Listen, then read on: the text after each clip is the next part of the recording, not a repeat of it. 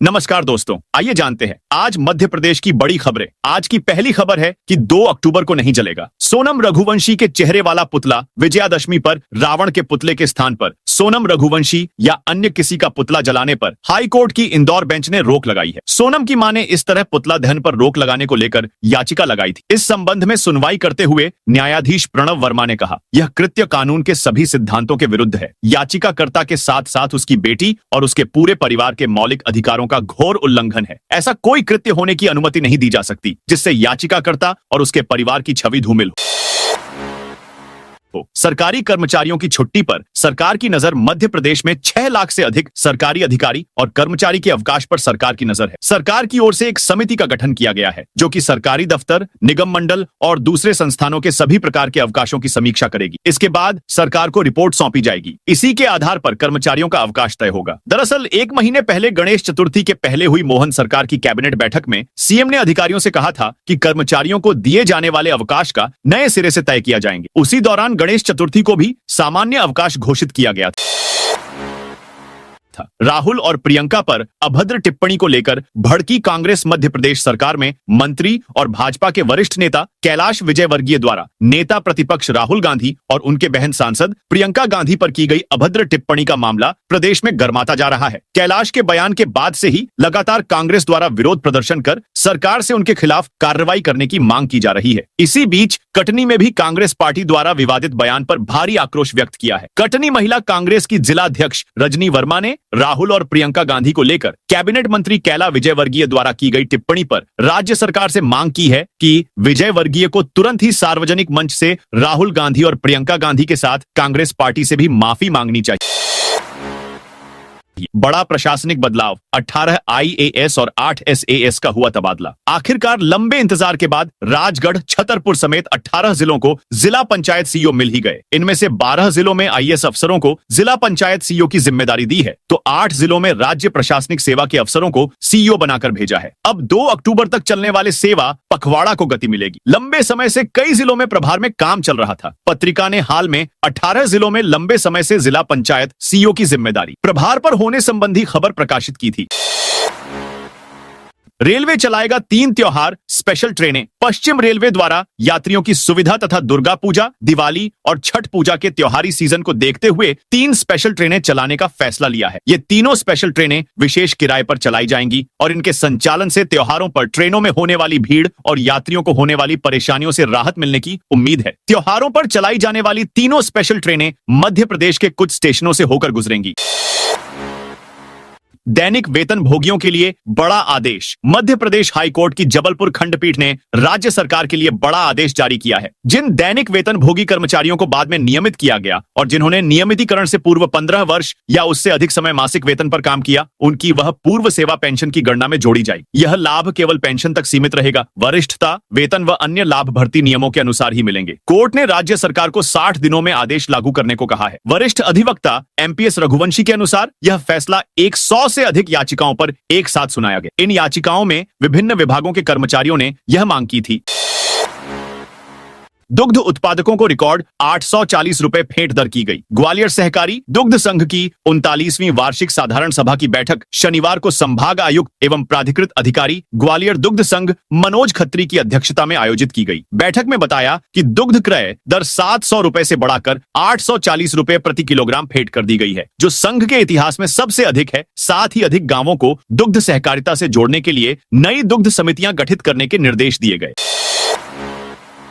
तृतीय और चतुर्थ श्रेणी के पदों में होगी सीधी भर्ती। मध्य प्रदेश में 3 जातियों के युवाओं की मानो लॉटरी लग गई है। राज्य सरकार ने इनके लिए बड़ा फैसला लिया है। प्रदेश की बैगा, भारिया और सहरिया जनजातियों को सरकारी भर्ती में वरीयता देने का निर्णय लिया गया है। इन जातियों के युवाओं को प्रदेश के सभी जिलों में यह लाभ मिलेगा, जिसके लिए कलेक्टरों को निर्देश जारी कर दिए गए हैं। मुख्यमंत्री डॉक्टर मोहन यादव के निर्देश पर लिए गए निर्णय के अंतर्गत प्रदेश के सभी जिलों में निवास कर रहे विशेष रूप से पिछड़ी जनजाति बैगा, भारिया और सहरिया के सदस्यों को उनकी पात्रता अनुसार विशेष पिछड़ी जनजाति समुदाय के लिए संचालित योजनाओं का लाभ दिया जाए। किसी सरकारी विभाग में पद के लिए निर्धारित न्यूनतम योग्यता रखने पर भर्ती प्रक्रिया को अपनाए बिना नियुक्त किया जा सकेगा। भोपाल में 1 अक्टूबर को हो सकती है सरकारी छुट्टी। मध्य प्रदेश की राजधानी भोपाल में 1 अक्टूबर को स्थानीय अवकाश, लोकल हॉलिडे हो सकता है। भोपाल कलेक्टर कौशलेंद्र विक्रम सिंह ने 1 अक्टूबर को भोपाल में सरकारी अवकाश घोषित किए जाने का प्रस्ताव बनाकर सरकार को भेजा है। अगर सरकार इस प्रस्ताव को स्वीकार करती है तो भोपाल में 1 अक्टूबर को सरकारी छुट्टी घोषित हो सकती है और ऐसे में भोपाल में सरकारी अधिकारी कर्मचारियों को लगातार 2 दिनों की छुट्टी मिल जाएगी, क्योंकि दूसरे दिन 2 अक्टूबर को गांधी जयंती और दशहरे का अवकाश घोषित है।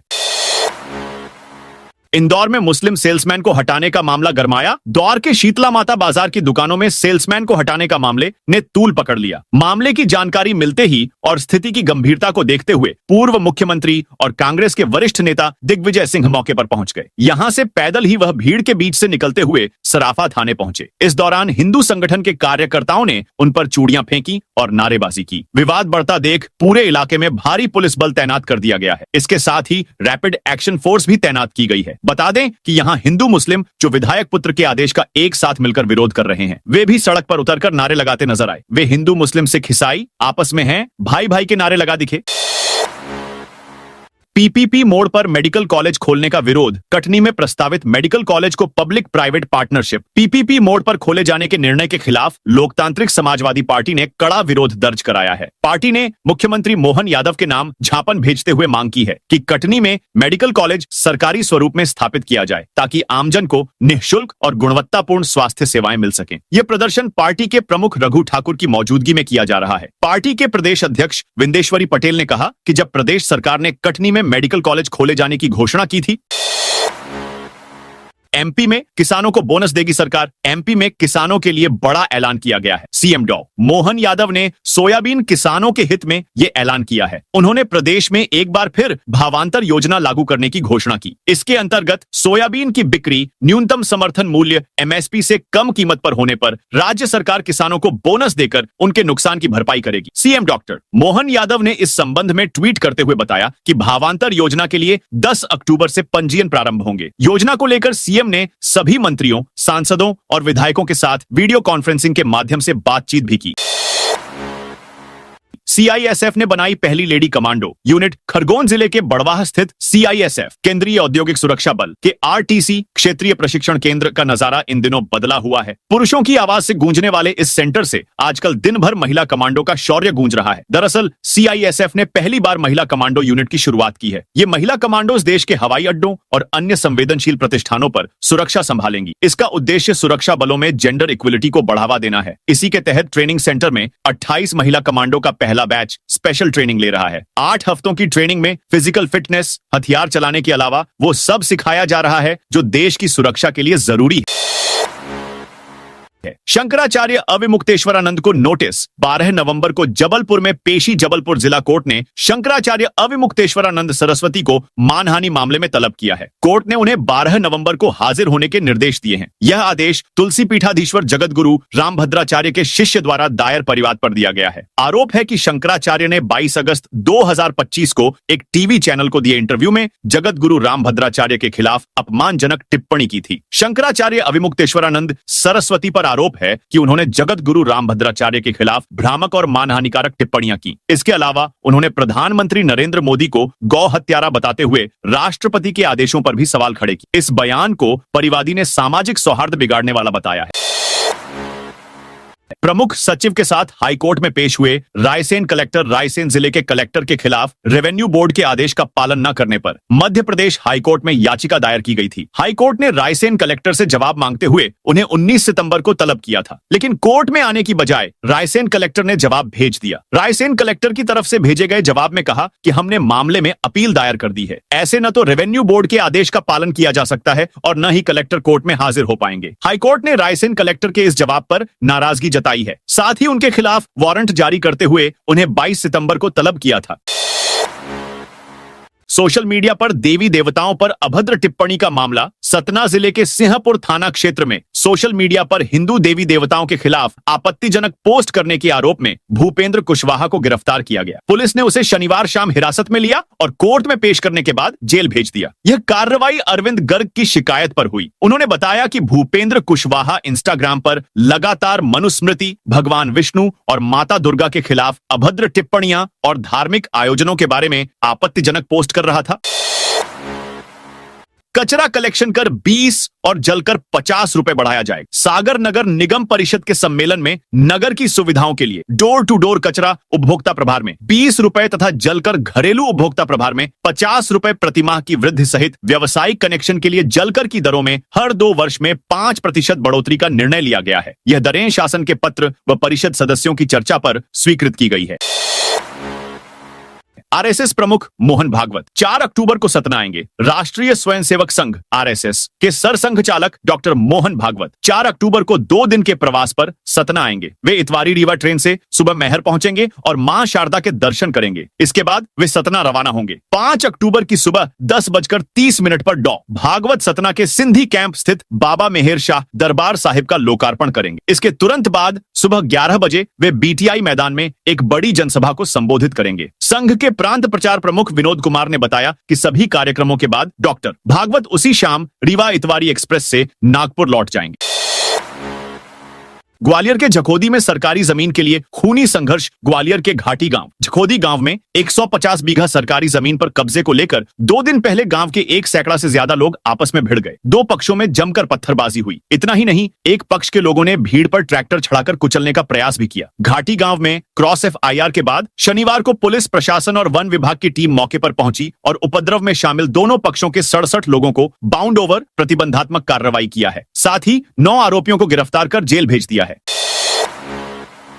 स्ट्रीट लाइट के लिए 5 कंपनियों ने डाले टेंडर। ग्वालियर शहर के अंदर स्ट्रीट लाइट की व्यवस्था को सुधारने के लिए पिछले महीने 21 अगस्त को टेंडर अपलोड किया गया था। 1 महीने बाद शनिवार की शाम को Gwalior smart city development corporation ने टेंडर ओपन किया है। उसमें 5 कंपनियों ने LED लाइट और उपकरण देने के लिए रुचि दिखाई है। तकनीकी और फाइनेंशियल बिड में जो कंपनी पास होगी उसे 3 साल के लिए जिम्मेदारी दी जाएगी। ये टेंडर 10 करोड़ 69 लाख रुपए की राशि का लगाया गया था। वहीं अभी मैन पावर आउटसोर्स पर लेने का टेंडर अपलोड के बाद खुलने के इंतजार में है। पिछले 2 साल से LID सिस्टम से परेशान शहरवासियों के लिए खबर राहत भरी हो सकती है। हालांकि ये राहत दीपोत्सव पर्व के बाद ही मिलने की उम्मीद है, क्योंकि तब तक दोनों टेंडर की प्रक्रिया पूरी हो सके।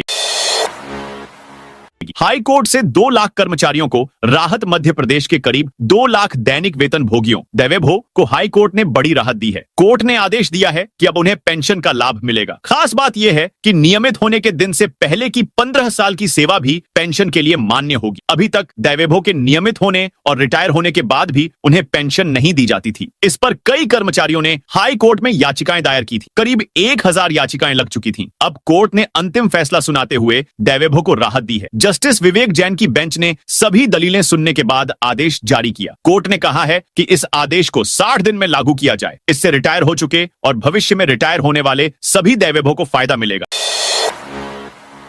क्रेशर संचालकों को उत्खनन क्षेत्र में कैमरा लगाना होगा। दतिया जिले में खनन कार्यों में पारदर्शिता और अवैध परिवहन रोकने के लिए जिला प्रशासन ने सख्त कदम उठाया है। कलेक्टर स्वप्निल वानखड़े के निर्देश पर प्रभारी जिला अधिकारी प्रदीप भूरिया ने सभी पट्टा धारकों और क्रेशर संचालकों को आदेश जारी किए हैं कि वे अपने उत्खनन क्षेत्रों और क्रेशर प्लांटों में CCTV कैमरे अनिवार्य रूप से लगाएं। कैमरे इस तरह लगाए जाएंगे कि हर वाहन का नंबर प्लेट साफ दिखाई दे। हर वाहन की ETP काटना अनिवार्य होगा। बिना नंबर प्लेट वाले वाहनों को खनिज सामग्री नहीं दी जाएगी। इंदौर में आज स्वदेशी ही बेचेंगे अभियान की शुरुआत। प्रदेश की आर्थिक राजधानी इंदौर में आज से स्वदेशी ही बेचेंगे अभियान की शुरुआत हो रही है। जनप्रतिनिधि सहित व्यापारी अलग अलग संस्थानों पर जाकर स्वदेशी ही बेचेंगे के बोर्ड एड पोस्टर लगाएंगे। खास बात यह है कि इंदौर से जो देश भर में माल सप्लाई होता है उसमें भी ये बोर्ड भेजा जाएगा, ताकि वे लोग भी वहां पर अपने संस्थानों पर ये बोर्ड लगा सकेंगे। रविवार को ये आयोजन मूलचंद मार्केट से शुरू होगा। आयोजन में सांसद शंकर लालवानी और विधायक गोलू शुक्ला शामिल होंगे। इंदौर रिटेल गारमेंट्स एसोसिएशन अध्यक्ष अक्षय जैन ने बताया कि 20 मई से एसोसिएशन ने चीन बांग्लादेशी कपड़ों के व्यापार का बहिष्कार करना शुरू किया था। इसमें एसोसिएशन के व्यापारियों के साथ ही अन्य व्यापारी भी शामिल हुए थे। एसोसिएशन ने विदेशी कपड़ों के बहिष्कार की शपथ भी ली, साथ ही विदेशी कपड़ों की होली भी जलाई थी। परिवहन आरक्षक सौरभ शर्मा की जमानत याचिका रद्द। मनी लॉन्ड्रिंग केस में आरोपी आरटीओ के पूर्व कांस्टेबल सौरभ शर्मा की जमानत याचिका पर मध्य प्रदेश हाई कोर्ट में शनिवार को सुनवाई हुई। जस्टिस प्रमोद अग्रवाल की कोर्ट ने जमानत पर सुरक्षित रखा 26 पन्नों का फैसला सुनाते हुए कहा कि परिवहन विभाग के पूर्व आरक्षक सौरभ शर्मा पर लगे आरोप संगीन है, इसलिए जमानत का लाभ देना उचित नहीं है। बता दें कि सौरभ शर्मा बीते 4 फरवरी से न्यायिक अभिरक्षा में है। इससे पहले 30 जुलाई को मामले पर सुनवाई करते हुए कोर्ट ने फैसला सुरक्षित रखा था। एमपी में बोगस फर्मों से जीएसटी चोरी का खुलासा। मध्य प्रदेश में जीएसटी चोरी का एक बड़ा रैकेट सामने आया है। राज्य आर्थिक अपराध अन्वेषण ब्यूरो (ईओडब्ल्यू) और जीएसटी विभाग की संयुक्त टीम ने जांच में अब तक करीब 62 करोड़ रुपए की टैक्स चोरी का खुलासा किया है। अधिकारियों का अनुमान है कि जांच पूरी होने पर यह आंकड़ा 75 करोड़ रुपए या उससे अधिक तक पहुंच सकता है। जीएसटी के अधिकारियों के मुताबिक आरोपी क्रेडिट किसी बोगस जीएसटी नंबर पर इकट्ठा करते थे और फिर उसे एक एक कर कई फर्जी नंबरों में ट्रांसफर कर देते थे। ट्रांसफर के बाद चेन में दिखने वाले किसी एक नंबर के माध्यम से सप्लाई दिखाकर टैक्स चोरी कर लेते थे। इंदौर कांग्रेस में दिग्विजय सिंह का विरोध। इंदौर के शीतला माता बाजार में मुसलमानों को नौकरी पर रखने को लेकर चल रहे विवाद के बीच शनिवार को दिग्विजय सिंह यहां पहुंचे थे। इस दौरान जमकर हंगामा भी हुआ था। दिग्विजय सिंह ने थाने पहुंचकर जिम्मेदार लोगों पर कार्रवाई करने की मांग की थी। अब दिग्विजय सिंह के इस प्रदर्शन को लेकर इंदौर कांग्रेस में ही उनका विरोध शुरू हो गया है। दिग्विजय सिंह के मुस्लिम व्यापारियों से मिलने के मामले में शहर कांग्रेस ने ही आपत्ति उठाई है। रविवार को शहर कांग्रेस की जिला स्तरीय समन्वय बैठक में कांग्रेस नगर अध्यक्ष ने चिंटू चौकसे ने कहा कि भोपाल और बाहर से नेता आते हैं और बिना कोई सूचना के अपने स्तर पर आयोजन रख लेते हैं, ऐसा नहीं चलेगा। पूर्व प्रदेश कांग्रेस अध्यक्ष अरुण यादव ने भी बिना किसी का नाम लिए तीखा ट्वीट किया है। तो दोस्तों, यह थी आज मध्य प्रदेश की बड़ी खबरें। आप इस वीडियो को कौन से जिले से देख रहे हैं, उस जिले का नाम जरूर बताइए।